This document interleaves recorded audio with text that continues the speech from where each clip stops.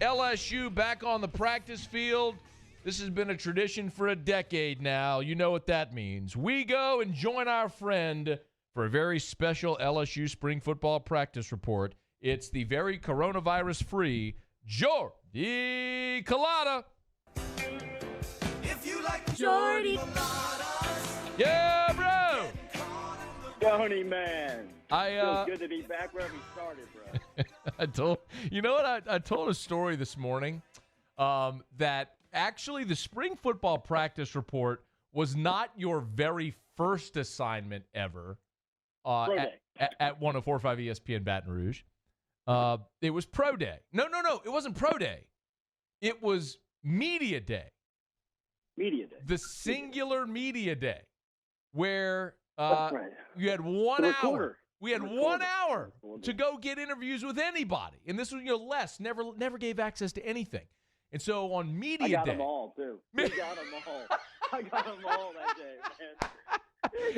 I got everybody. Bro, everybody. And it was the 2011 season. I mean, this was, and Jordy takes a recorder. I take a recorder. I'm like, you get offense, I'll get defense. Blow and go. And your boy's like, I got them all. Here we go. Dude, And my boy didn't hit the record button. he got nothing all day.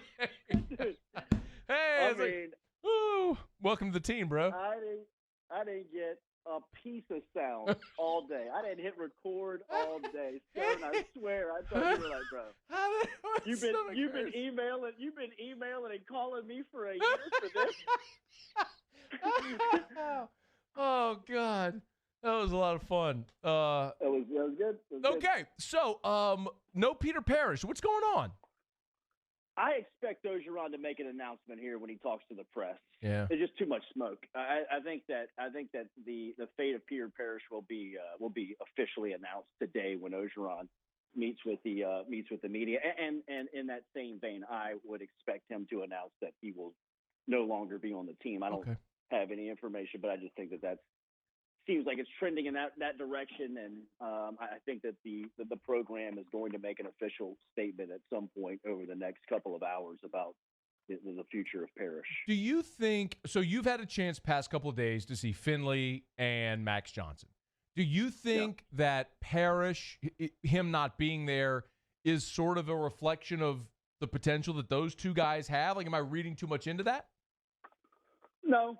I think that Parrish had some things going on off the field that weren't fitting with what the program standards had expected of that position and of somebody on the roster. And I think that at some point along the way that he wasn't taking care of his work, and LSU wasn't complying with kind of what was going on with that. So I think that officially we'll be able to ask questions to the head coach here in the next couple of hours, because I think that they'll make a statement about it here today.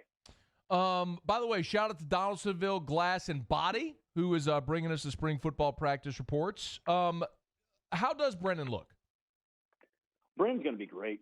I think. I really do. I think that everything that you look for in that position, he's got, and the time that he's been able to sit and watch and get physically stronger. I mean, the physical transformation he's made over the last 2 years, I think, is a great testament to Moffitt and his staff just by getting somebody prepared to play. I mean, it looks like he's ready to go through an SEC schedule. I mean, a couple of years back when he was being talked about alongside Justin McMillan as a possible starter before Burrow got to campus, I mean, the major concern, not only to the public, the fan base, the media, but really inside the building, was whether or not he was going to be able to make it just because of his physical limitations. He just wasn't physically ready to do that. And now, I mean, he looks like a college athlete. He looks like a college upperclassman. And, man, I mean, he looks mature, man. I mean, the game looks like it's slowed down to him. He looks confident out there. He moves with a purpose. And I think he can make all the throws. And at the offensive line, I mean, there's a lot of ifs of what has to happen for him to be successful. But I think from just his approach and what he brings to the team in that position, I think he's ready to step into the starting quarterback role at LSU.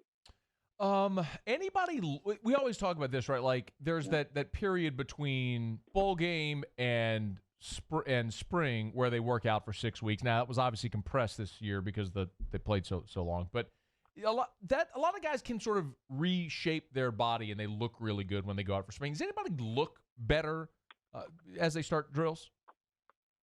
I don't have a measuring stick here, but Jordan Towles, the early enrollee safety out of Maryland, looks like a pro. Okay. Right now.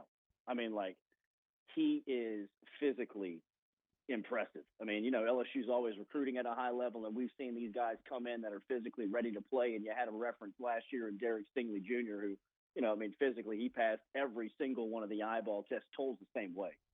I mean, he's a guy that is expected to play two sports. He's expected to play basketball and football, which as a college athlete is very tough to do. And even asking around today, they still expect that to happen. I mean, they still anticipate him. I will have to see it to believe it. Marcus Spears and Michael Clayton were two. Corey Webster were three of the best dual sport athletes I've ever seen at basketball and football. I mean, Spears had a full ride to Duke. Yeah. And they couldn't cut it. I mean, they just couldn't do it. It just was too much physically to get on their body. So, but Towles looks the part, man. I mean, just he looks the part. And then I would say Devontae Lee, Matt, who got lost in the shuffle at wide receiver just because of how much talent obviously was around him, but he stands out at linebacker.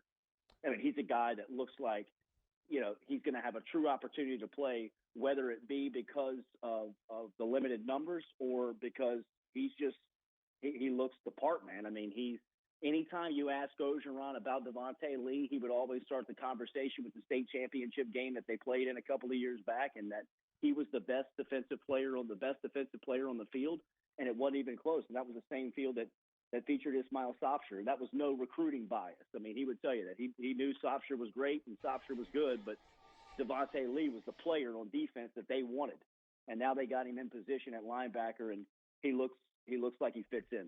He, what you mentioned that about Ogeron was saying. I remember talking to Hester, who did those games on CST. He said the same thing about Lee. He said he's the best on both sides of the ball. He was the best player. So some of it is probably necessity, but I mean, you can't do it.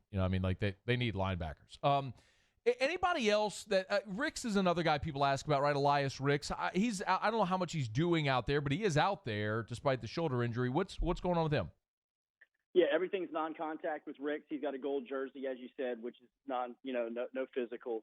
And he's a five-star cornerback. Now, I would tell you this: when you got a guy like Stingley who came in last year around that same period, and when he looks, he goes out there and he Ricks still looks like he's got to physically get there to play in the SEC. I think guys like Rodarius Jones, who played limited a little bit last year, and a guy like Cardell Flott really stick out at that position of guys that you're talking about. You had a frame of reference 2.5 months ago of what they look like.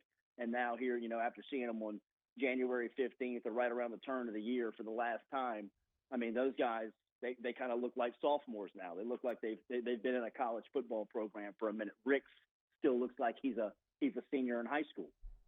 So, I mean, that's a very intimidating position. I mean, Scone, first drill we walk into today, I mean, you got Jamar Chase and Derek Stingley Jr. going up against each other. I mean, you really could. I mean, I know we used the tagline last year that you could charge admission to watch them last year. This year, you almost feel kind of guilty watching it because, I mean, it's like that's two $100 million athletes in the next couple of years just kind of duking it out right here in front of your face on some random Tuesday.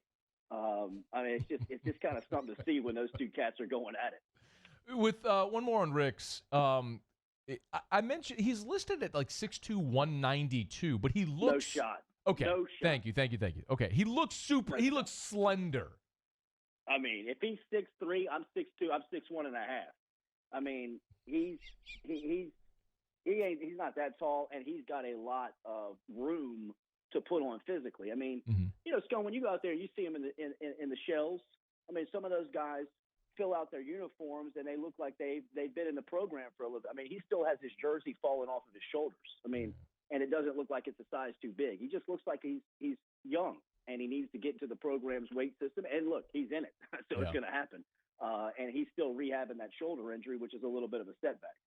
All right, they're off tomorrow, practice again Thursday, then again Saturday with the coaches clinic on Friday. Anything else of note out there? Absences, injuries, anything like that? Yes, Cole Taylor. Watch out, because everybody's talking about Eric Gilbert, and they need to, because he was off to the side. And, I mean, look, that's what they're supposed to look like, all right? I mean, they just don't make them like that. He is exactly what every pro tight end looks like. But Cole Taylor's got a chance here with some opportunities and some reps with Gilbert being out. Obviously, Thad Moss leaving that spot behind there, and it's really just him, Jabal Pettigrew, who's, you know, he's still there, fifth year on the team.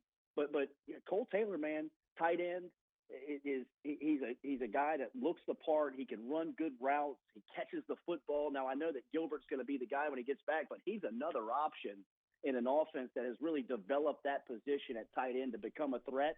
He's another guy that you can throw out there that's got a 6'7" frame and can jump. You know, he's athletic and catch the ball. So, you know, I mean, it's not just Gilbert there when you look at the tight end position.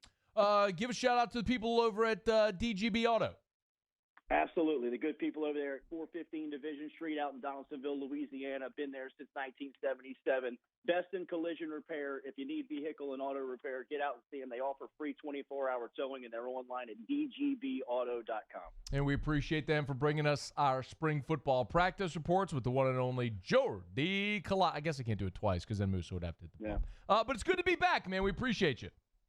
Always, man. Always good to be home.